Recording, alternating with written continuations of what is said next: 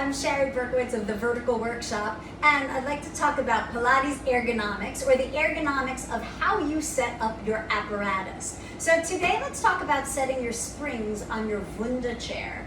So as I work with many teachers from many different styles of Pilates all over the world, I notice some things that are really not so good for your body and that can cause injury, not from doing anything outrageous. I'd rather you get injured doing something just crazy.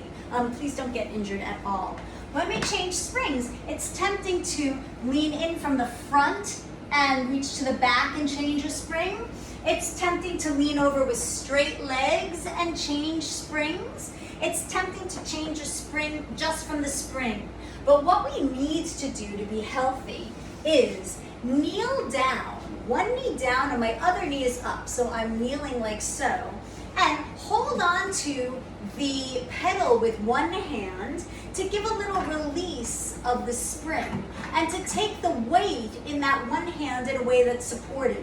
Notice that my forearm is on the chair top and then I can put my hand across the pedal. So let me show you like this. So I'm like so. And that is a very secure way, if you've got your shoulder on your back, to at least support that. Then, from there, you can then release easily your spring and change it from one place to another.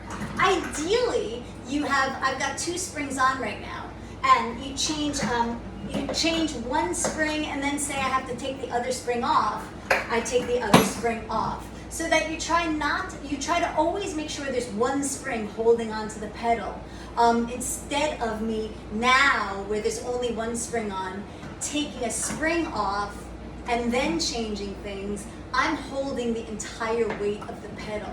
So if I want to play around with springs, I would add a spring first to the top and then move the middle one to the bottom second, always getting a little pull on the pedal and then changing the spring.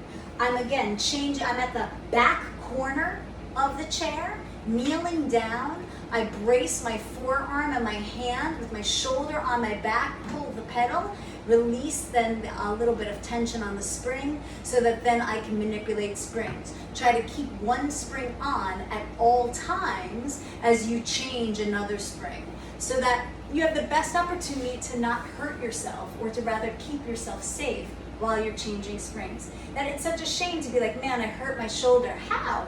Changing the springs. Oh, I hurt my back. How?